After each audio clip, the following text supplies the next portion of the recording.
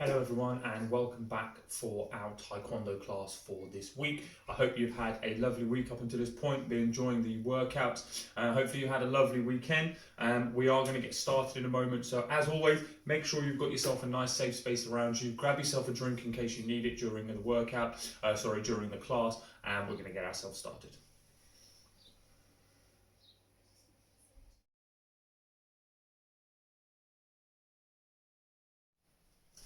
Heels together, arms to the side. Chariot, kungi. Okay, nice and light, jogging on the spot. Side to side.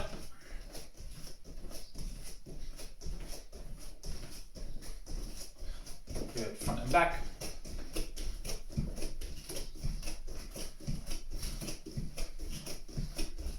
Good, knees up.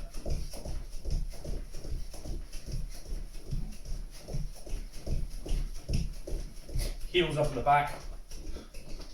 Sit. Heels are coming right up. Okay, good. Hands nice and high above your head.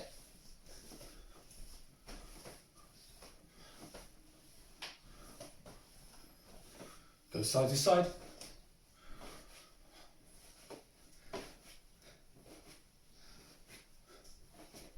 Good. Both hands out in front. Nice and loose. A little bit faster. Higher. Okay, both hands on your hips. Nice big circles, off we go.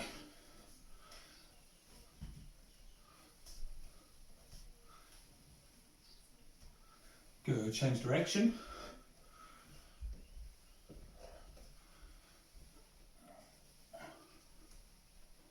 Okay, and shot. Okay, take a seat, bring your feet in towards, we're going to grab our toes, chest is coming down 3 times, hold and repeat. So remember when we do this stretch, make sure feet come in, make sure you take both hands and we grab our toes. Everybody should know how to do this exercise. Remember, it is your chest that's coming down towards your feet, not your forehead. We don't want to do this. You'll put a lot of strain on the back of your neck and over time it will start to get sore. So keep your chin up and try and bring your chest as far down towards your legs as you can. Ready? Off you go.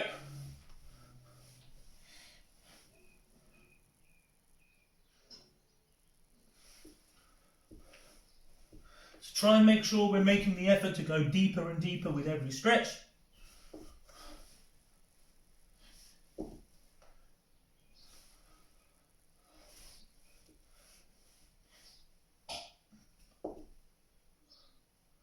Last one.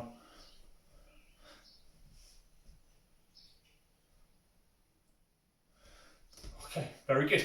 Take your hands, grab your ankles, elbows on our knees, pushing our knees down towards the floor. See, jump.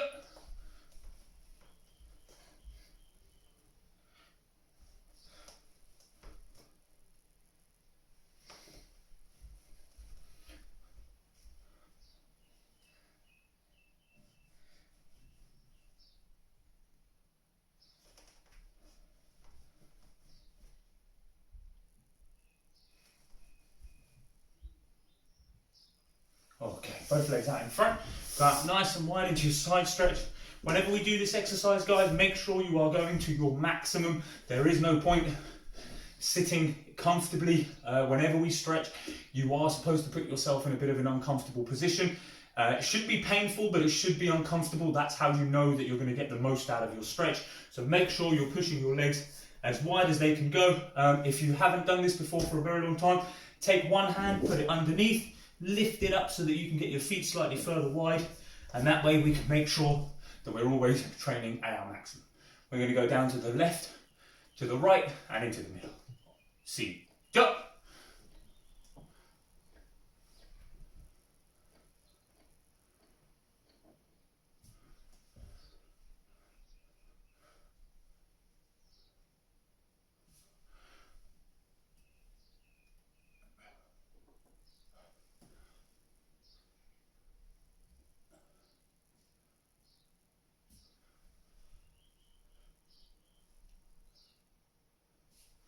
Excellent. Okay, if you bring your feet in, shake them off, Bring your legs in, cross those legs, hands in front. We're going to go through our meditation now. So I know we've been doing this at home, which is fantastic to see. Obviously we do this at the beginning, at the end of every class. We're also now going to do this at the end of every class as part of our cool down, as well as our warm up. So get yourself comfortable. We're going to go for 1 minute.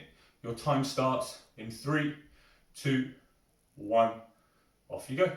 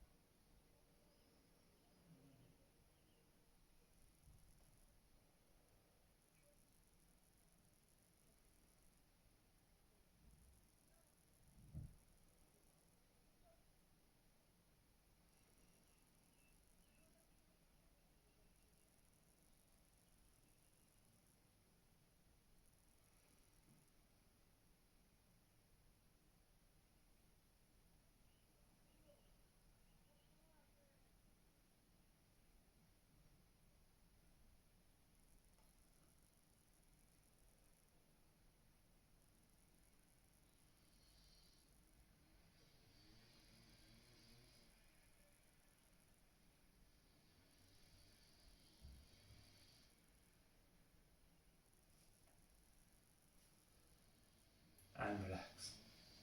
Very well done. Now, stand up. Straight back into our attention stance. Well done. Now, that is the first part of our class done. So that is your warm-up and your meditation. Grab yourself a drink, get yourself ready. We're going to go into our core kicks.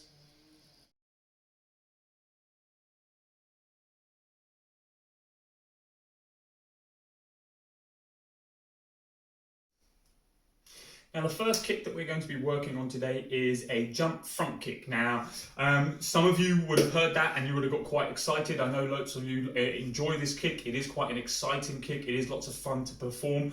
And once you can perform it quite well, it does look quite flashy and quite exciting. We call it one of our special techniques because it does take a little bit of work and a long time to master the technique, especially if you want to really be kicking nice and high. Now, before we start, I do have to say you are going to be required to jump to do this kick. So please make sure that you are in a nice safe space. Make sure you're not going to bang your head on anything if you're jumping too high, or if you're going forward or backwards or side to side. We're not going to bump into anybody else or knock anything over or hurt ourselves. Okay, so with that said, we are going to go into our jump front kick. Now, I'm going to show you a couple of ways of doing this kick, from beginner level all the way to some of us who have been doing this kick for a long time. You can be practicing obviously the full version. And the way this kick is going to work is I'm going to show you the most basic version.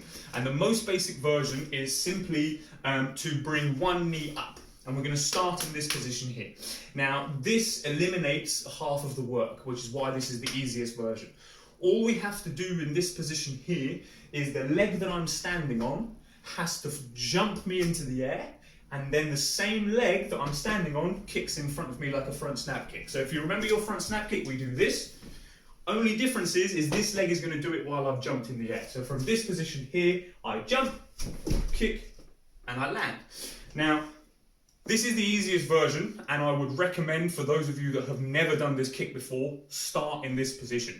It will allow you to understand how the kick works, and then you can move on to some of the more advanced versions. So basic version, start with one knee up, have your arms here to the side. The leg that you're standing on is going to force you up into the air. Best way to do that is to come down slightly to spring your knee so that you can jump and kick and then land safely. And this is, guys, the most important part of this kick. It is the landing, okay? You might think, oh, I can kick 6 feet into the air. That's great. If you fall over when you land, A, it doesn't count, B, you look a little bit silly, and C, most importantly, you can really hurt yourself. So please make sure when you're performing this kick, whether it's the easiest version or the hardest full version, that you are maintaining your safety at all times. Now, second version. Second version is simply means that instead of starting with one knee up, we're going to bring both legs on the floor, but we're going to be doing this from a parallel stance. Now, all this requires is one extra step, and the extra step is to get the knee up, like we did in the first easy version. Once you're here, it's the same of just jumping and swapping to do your kick. The difficulty is now you have to bring the knee up. So from this position here, you have to go 1, 2 to do your kick. That's the middle version or the intermediate version if you think you don't need to start here, but you're not ready for the full version. Full version of this kick obviously requires you to come all the way back into a walking stance. Now, the reason for that is so that you can get a little bit of a run up and help you to get the height that you want in this kick. So very important, guys, when you're performing this kick, it is all about height. So what that means is you want all of your power forcing you up into the air, not forward. Forward is like a long jump. You're going to get a lot of distance going this way. That's no good. This kick is measured for height. So we want to know how high you can jump, not how far you can jump. So very important when you're performing this, do not take a really long run up because you'll end up traveling forward rather than traveling up. I personally recommend only taking one step. For me, it's more than enough to get the power I need to generate up. You will see a lot of our senior belts performing this kick. They tend not to take very long run-ups because they tend to go further forward rather than going further up. So, easy version, one knee. Intermediate version, start in a parallel stance. And if you have practiced this kick before and you feel comfortable, you're going to take one leg back, and the leg that comes back, you're going to keep your kicking leg in front of you because this is the leg that's going to kick, and you'll see why. Now, what's going to happen is this back leg is going to power me through, just like we lifted the knee the first time. The only difference is because it's coming from behind me, I can generate a lot more power going up. So this is why this is the most advanced version. So the knee is going to power up. Once you get to this position, it's exactly the same as all of the other versions. You have to just swap and do your kick. So full version looks like this. You come up and we swap to do our kick. So remember what I said? Most important thing for this kick is safety, guys, and that is your landing. We're going to do 10 repetitions on each leg. Most important thing here is pick whichever one is suitable for yourself. So if you've never done this kick before, start in this position. Practice, then go into this position or this position, and then go into the full walking stance position where you get to take an extra step to generate that power. But please pick the one that's most suitable for yourself. That way you will get the most amount of progress out of the exercise. Once you feel you're comfortable, move on to the slightly harder version. Grab yourself a drink. We're going to go straight into this kick. I'm going to be doing the parallel stance version just for safety and for space purposes. And like I said, you guys feel free to do whichever of those 3 versions of the kick is most suitable for yourself. Grab yourself ready, so trim yourself position here. I'm going to take my arms out to the side for a little bit of balance. I'm going to start in a parallel stance and we're going to get ourselves started. 1, 2, 3, 4, 5, 6, 7, 8, 9, 10. Very good. Turn and face the other way, so I'm going to practice with the other leg now. 1, 2, 3, 4, 5, 6, 7, 8, 9, 10. And pull. And shut.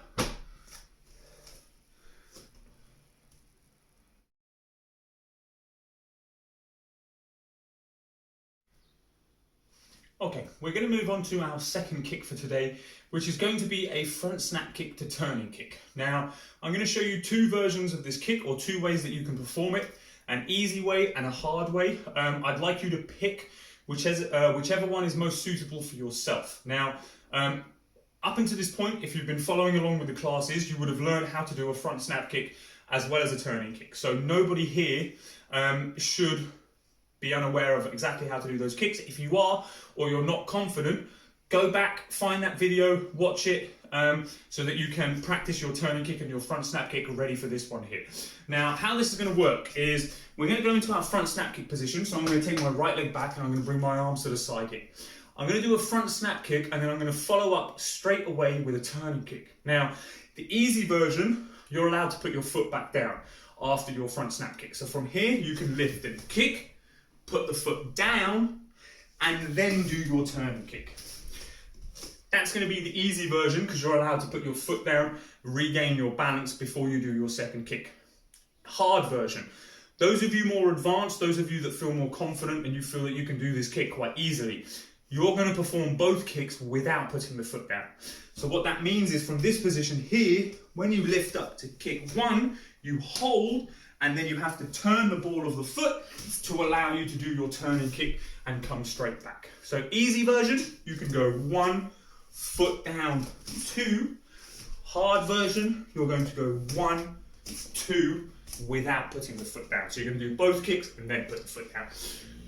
Now, this is a nice quick combination. It can be used in very quick succession. So if you're fighting somebody here, very quickly you can go 1, 2 and do 2 attacks, one coming forward, one coming from the side.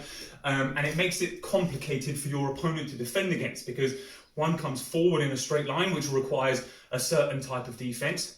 And the second kick comes around to the side, which requires a second type of defense. So it's there to overwhelm. Hopefully, if the first kick doesn't land, the second kick might. Or if the first kick lands, even better, because then the chances are the second kick will land as well. So we're going to practice now.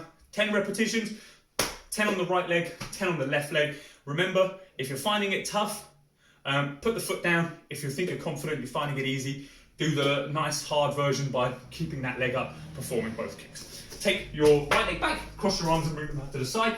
We're going to go front snap kick into turning kick. Ready? 1, 2, 3, 4, 5, 6, 7, 8, 9, 10. Swap your feet. We're going to do the same thing on the other leg. Now, if you're not as confident or you don't have enough or as good balance on this leg, go easier or maybe try and do the easier version and then build up to doing the harder version. You'll notice I won't be as quick because this is my weaker side as well. Naturally, most people, unless you've practiced an awful lot to make sure that both sides are just as good as each other, naturally everybody's going to have one stronger side, so that's absolutely fine. So, deep breath, cross your arms, bring them out to the side. We're going to go front snap kick, turning kick. 1, 2, 3, 4, 5, 6, 7, 8, 9, 10. And roll. And shut.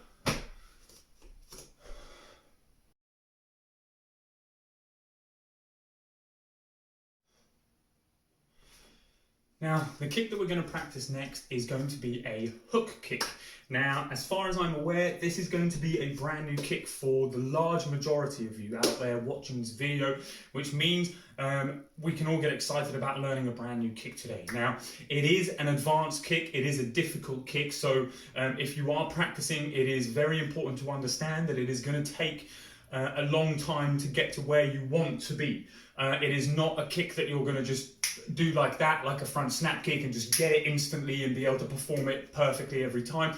It is going to require good balance, good coordination, good understanding of your techniques, because it's going to look similar to some of the other things that we've done, but that's where the benefit of it is, in the sense that it is a little bit deceptive. And what I mean by that is it hides what it's trying to do quite well. It might look like a different kick, and then you get hit out of nowhere because you're not expecting the type of kick that it looks like. So we're going to be doing what's called a back leg hook kick. So that obviously requires your back leg to do the kick, which means you're going to have to take one leg back. Now, when you're performing a hook kick, very similar to an axe kick that we've already covered, the leg doesn't go towards your target. It goes up the side of their body, because a hook kick is attacking the side of the head, and you attack the side of the head with the heel. So the heel of the foot is right at the back here. This is what we're going to be using to attack the side of the head. Now, like I said, like the axe kick, you climb up the side of the body till you get to the point where you need to be, and then you do your attack. So an axe kick climbs all the way up to about head height or above so that it can chop down. A hook kick is going to need to climb up to above shoulder height so that it can hook and hit you in the side of the head. Now, I'm going to demonstrate what it's going to look like for you so you have an understanding.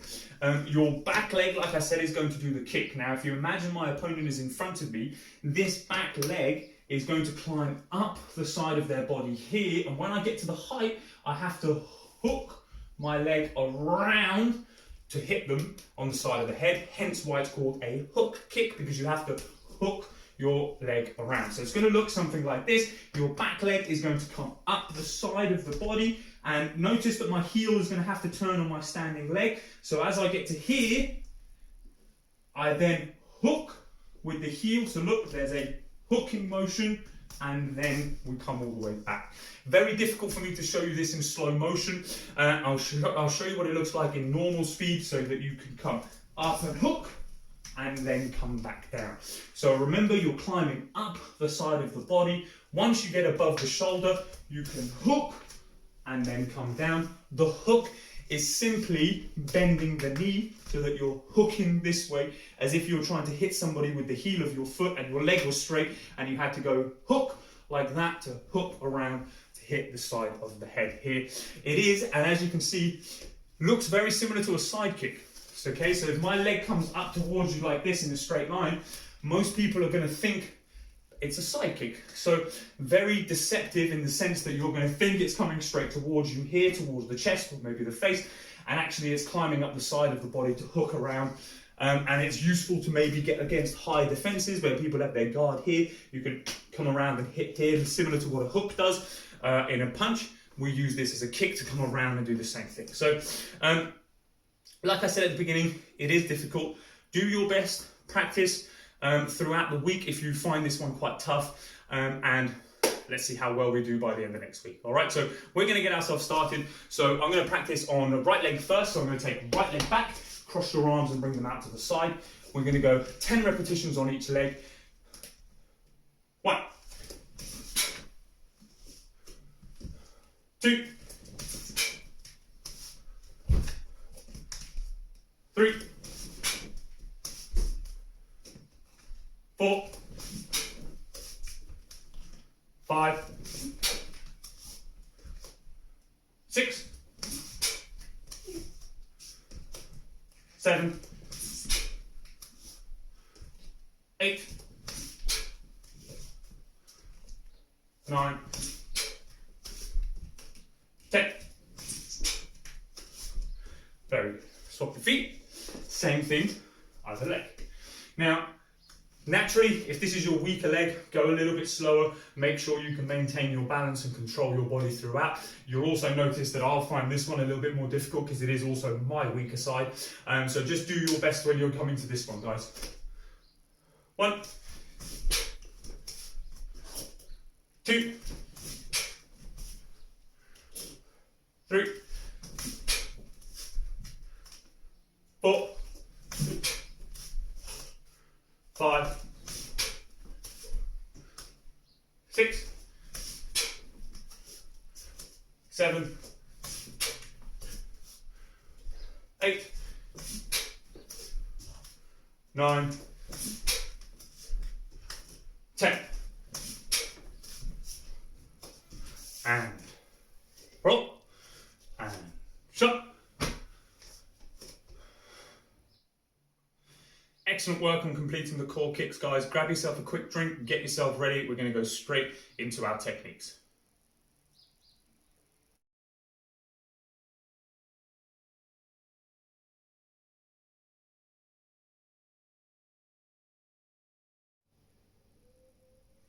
Okay, now the first technique that we're going to work on today is going to be a middle block. This is going to be the middle block that's taken from the first pattern, Chongji, and it requires you to do a middle block with the inner forearm. So what that means is if you have a look at your hand, you have an outer forearm and an inner forearm. We actually in Taekwondo have two middle blocks, one that does an outer forearm middle block and one that does a middle forearm middle block. And one uses the outer forearm to do the block in Dosan, and the one in Chungji uses the inner forearm to do the middle block using this part of the bone here. Now, we're going to be focusing today on the inner forearm to use our middle block, okay? And how this is performed in a L stance. So up until this point, I think everybody should have learned an L stance. If you haven't, all that simply means is that if you have a look at my feet, this is what we call a parallel stance, okay? So what you're going to take is one leg, and I'm going to take it and I'm going to point it to one side here. And if you look, I'm going to bend this back knee slightly here, and then this front knee bends ever so slightly here, and therefore my feet are in the shape of an L, and that's why it's called an L stance. The best way for you to make sure that your L stance is correct is to make sure that your heels are lined up in a nice straight line, and to make sure that your back knee is over your toes, and that way you have a nice back straight leg and your feet are in the correct position, and that means that you're going to be in your correct L stance. So we're going to start from a Chumbisogi position here, and all that's going to happen is your blocking hand is going to go underneath your arm, as remember we always cross, and then you're going to come across the body to come and finish in a middle block in front of you here. Now, if you have a look, I am blocking with the inner forearm. That's why I came around this way to block with here. I am shoulder height. I'm blocking anything that's coming towards my chest here. So it might be a punch, might be a kick. Anything that's coming across, we can block this way here. So motion is going to look like this. You start in a Chumbisogi position. Both hands come up to cross in front. And now if you look, both hands are waving away. That's the signal here to be in the right position. The hand that's underneath is the one that's going to come across your body to do the block, shoulder height, and the other hand comes back to the hip.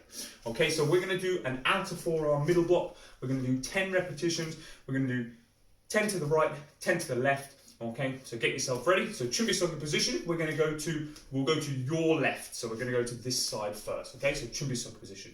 Remember, you're coming up, hand comes underneath, and you come across to do your block. Chumbisogi position, Chumbi. 1, 2, 3, 4, 5, 6, 7, 8, 9, 10. And now to the other side. 1, 2, 3, 4, 5, 6, 7, 8, 9, 10. and pull, and shut.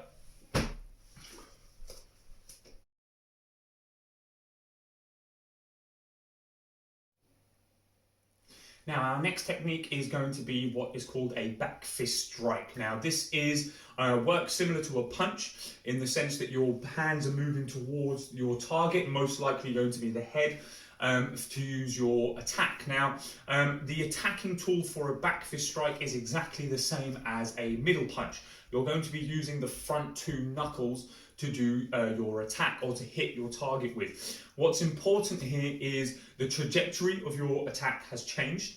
We're no longer going forward in a straight line like we do with a jab or a cross. We're now coming across the body this way to attack. What that also means is that our target has changed. Whereas when you're using a punch, a straight punch, you're aiming for face or chest or body.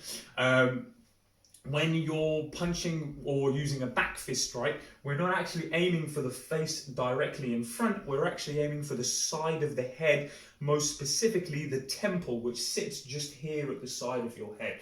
So the idea is to use your front two knuckles to come across the body and hit somebody here on the side of the head. Now, because you're attacking at the side, you need to understand that your attack can't come forward in a straight line, because if it comes forward in a straight line, it's going to hit on the nose, not the side of the head. So what we have to understand is for this technique, we have to come underneath, very similar to what we just did for our middle block. So if you notice, you did this motion for your middle block. The only difference is going to be, rather than finishing here with my knuckles facing you guys, and I'm looking at the palm of my hand, I have to turn my hand slightly so it's facing sideways. Now the reason for that is so that my knuckles, rather than facing you guys, are now facing sideways. The importance of that is that we're attacking the side of the head. So my hand has to be facing sideways. Otherwise my knuckles are not going to come in and attack the temple correctly. So very, very small difference between this and this, but you need to understand what that difference is. One is a block, and you're coming across this way to block with the outer forearm. That's the outer forearm, inner forearm middle block that we just did. This is a back fist strike, so you're not finishing here like you were blocking with the forearm, you're actually turning your hand here so that you're attacking with the back fist. Key is exactly the same, attacking hand goes underneath so that you can come across your body this way to do your strike.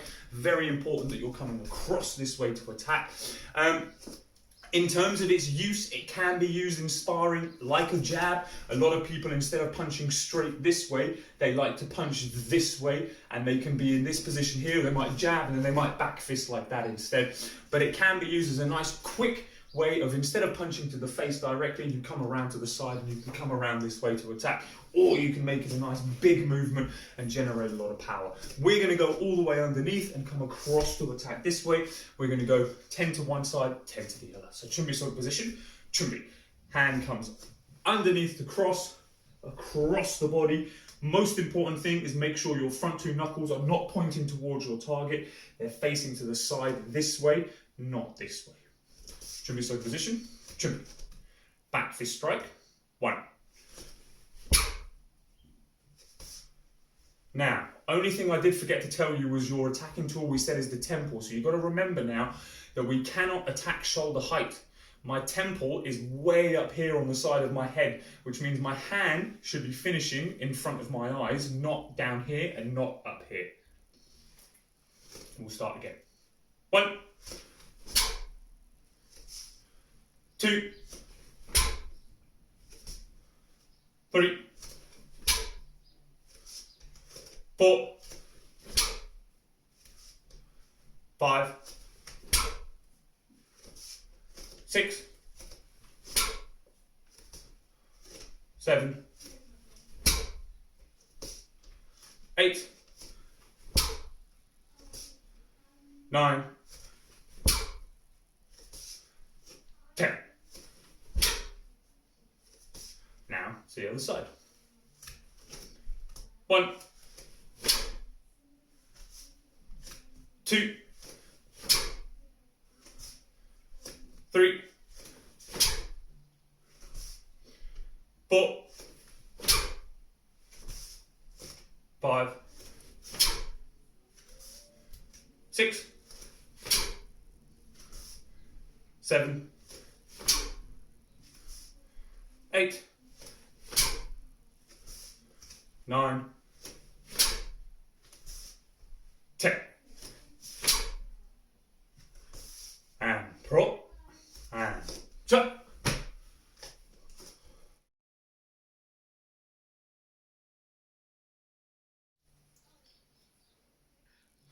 Now this next technique that we're going to work on is an advanced technique. It's taken from pattern Forearm, which is the second to last pattern before you get your black belt. And it is going to be actually the first movement of that pattern. This is what we call a palm pressing block. And it is used as a defensive tool to block certain parts of the body or certain attacks that come towards you.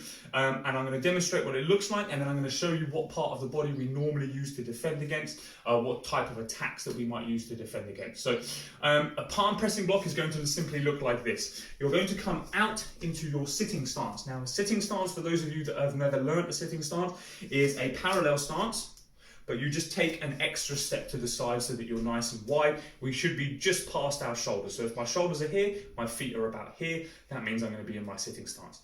How we do this is we then bend both of our knees so that we are sitting, hence the name sitting stance. Now, your palm pressing block starts very similar to a punch. The only difference is the hand that's on the hip comes forward as a palm to block rather than a fist to attack.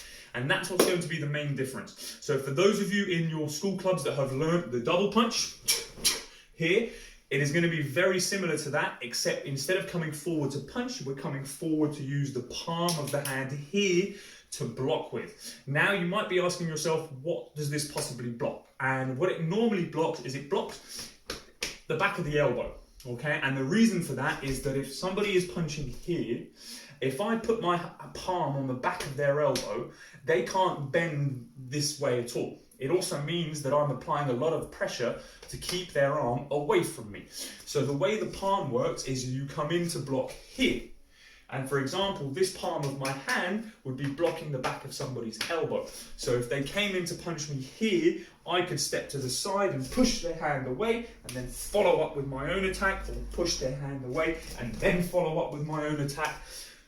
Lots of different scenarios, but the palm pressing block is used to press your opponent's part of their body away, whatever's coming towards you. We're going to push that away from us to make sure that it doesn't hit us. All right, so that is what it is used for. It is one of the more advanced techniques. You will learn it slightly later in your Taekwondo journey on your way to black belt, but we're going to practice today so you can get a bit of a head start. So we're going to start in our Chubisoka position here, and we're going to come down into our sitting stance. You're going to have one hand in front, one hand on the hip. The hand on the hip is going to come forward to do your palm pressing block. So from here, when I say, you're going to go here and come back, and then we're going to swap with the other palm. We're going to do 20 repetitions so that you're working both hands 10 times each. Okay, so come down into this position here. Remember, you're swapping as a palm rather than a fist.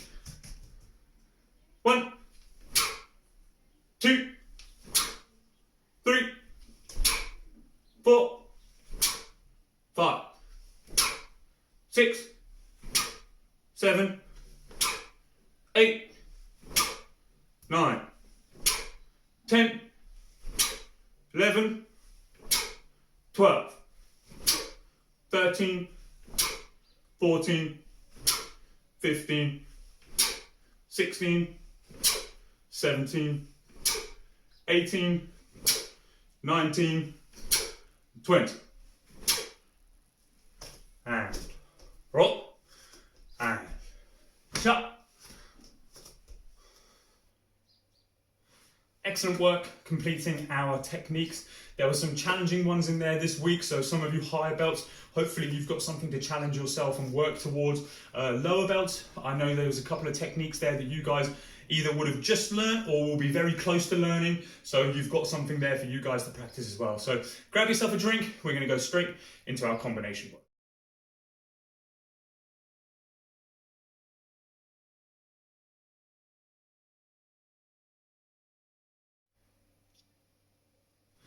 Okay, We are going to go into our combination part of the class. Now, last week, the combination that we worked on was a jab side kick. It is a very effective combination, and it's a very basic, really simple, easy to learn combination as well. So hopefully you guys have been practicing since last week, and we feel nice and confident now to go jab side kick nice and quickly. We're going to replace that combination this week with a very similar combination, because it's going to help you to build up on the confidence that you did on the last kick, and we're going to be doing a jab turning kick. Now, jab turning kick, just like jab side kick, is used pretty much for same types of situations. It is a very quick combination, so it's a jab followed by a kick nice and quickly to hopefully not land the punch, but land the kick, just like we tried to do last week. The hand was to distract, the kick was the real intention there to land. And we're going to do the same thing here. Now, last week we did the same with a front leg side kick where you went 1, 2. This week we're just going to do the same with a turning kick. So you're going to go 1 and then 2. And it's a flick of the foot rather than a push of the foot. So try and remember the difference between your side kick and your turning kick. You really want to make sure that you're not just doing the same kick for both or something that's in between. Remember, your side kick is like a bow and arrow. You have to pull it back before it can go forward. Your turning kick is like your front snap kick, but sideways. You bend the knee and then you flick the foot. Big difference, guys, so please make sure you understand the difference, especially when you come to practice them. You really don't want to get into some bad habits at an early stage, because they'll stick with you all the way through towards the higher belts. So, jab turning kick, same as before. Remember the good habits that we've been discussing every week. Stay nice and light on your feet. Keep your guard up so that you're defending yourselves at all times. We're going to go jab, front leg turning kick. Again, this is built for speed. The jab is to distract. The turning kick is what we're trying to land. Now, if you are new to Taekwondo, or if you're not very flexible, for example, try and keep your kicks nice and low. Again, most important thing is safety. Please don't try and kick above your head height if you're just going to slip and fall backwards every time.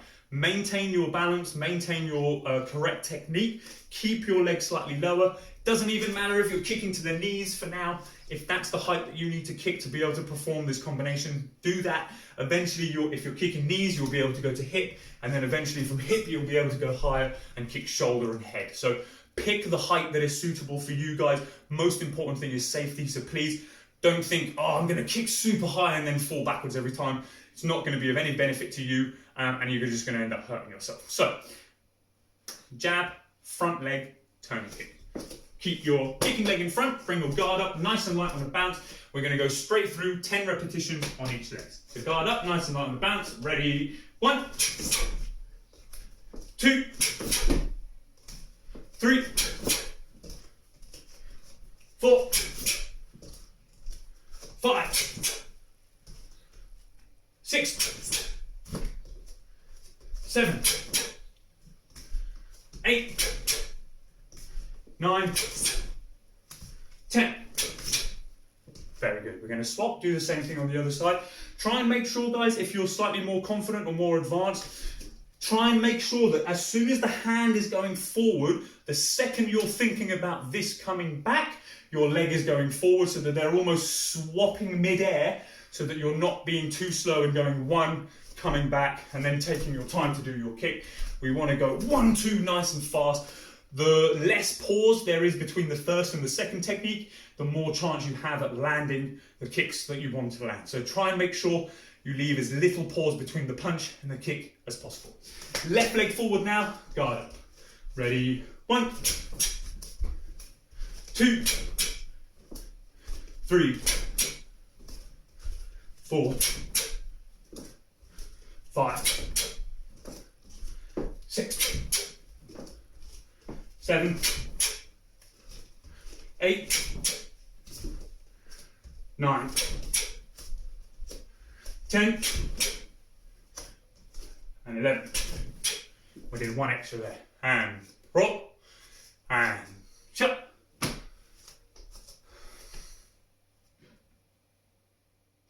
Guys, excellent work, really well done. Some exciting stuff there for you to focus on and practice this week. Please get your teeth stuck in. As always, practice from now until next class so that you can get nice and strong and nice and confident in the techniques that we are teaching and you are learning. As always, enjoy the rest of your week. Stay safe, and I will see you next week for our class. Take care.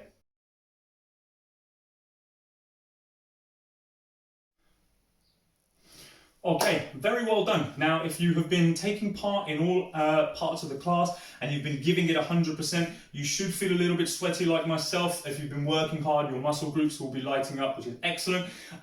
Very well done in taking part. We are now, like I said at the beginning, we're just what we do is a cool down. We did a warm up at the beginning of the class to get your heart rate up. But now that we've been taking part and we've been active for a good half an hour to 40 minutes, it's very important that we cool down, we bring our heart rate down, and we will finish with our meditation. So if everybody takes a seat on the floor, you're going to go out nice and wide into your side stretch. But we're going to do this as what's called a static stretch rather than a dynamic stretch. And the difference to that is simply, rather than going 1, 2, 3 and hold, which we do at the beginning of the class, where your muscles haven't warmed up very much and they're still quite tight, hence why we go 1, 2, 3, because you're stretching them. Now that you've been active for a good amount of time, your muscles will all be nice and relaxed and nice and warm. We do what's called a static stretch. And a static stretch simply means you're going to go as far as you can possibly go, and we're going to try and hold that position for a good 10 seconds. Then we're going to move over to the other leg, go as far as you can go and hold it for 10 seconds. And then we're going to come into the middle as far as you can go, and we're going to hold that position for 10 seconds. We're only going to do a side stretch. So get yourself ready. We're going to go down to your left in 3, 2, 1, off you go. So we're going to go down, go as far as you can go, and we're going to count down from 10. So 10, 9, 8, 7, 6, 5, 4, 3, 2, 1. Very good. Move over to the other leg. Again, stretch as far as you can possibly stretch and hold that position. We're going to count down 10, 9, 8, 7, 6, 5, 4, 3, 2, 1. Last one. Both hands into the middle. Again, when you're doing this one, you've got to imagine that somebody's grabbed your hand and they're pulling you forward. That's the idea I want you to have in your head, as if you're trying to touch something that's in front of you and you're really reaching as far as you can go. Try and make sure you're reaching as far as you can go. We're going to go for 10 seconds again, so get yourself ready. Off you go. 1, 2, 3, 4, 5, 6, 7, 8, 9, 10. Excellent. Bring your feet in, shake them off, cross your legs, hands in front. Now, just to finish off our class, we're going to do our 60 seconds of meditation, just like we did at the beginning, to make sure that that focus and concentration we had when we started our class, we can leave. And now that if you need to go off and do any other work, or if you want to go and have some fun or help mum and dad around the house, you can do that, but you'll be nice with a clear mind and nice and focused. So get yourself ready. Make sure your back is nice and straight so that we can improve our posture at the same time. 60 seconds starts in 3, 2, 1. Off you go.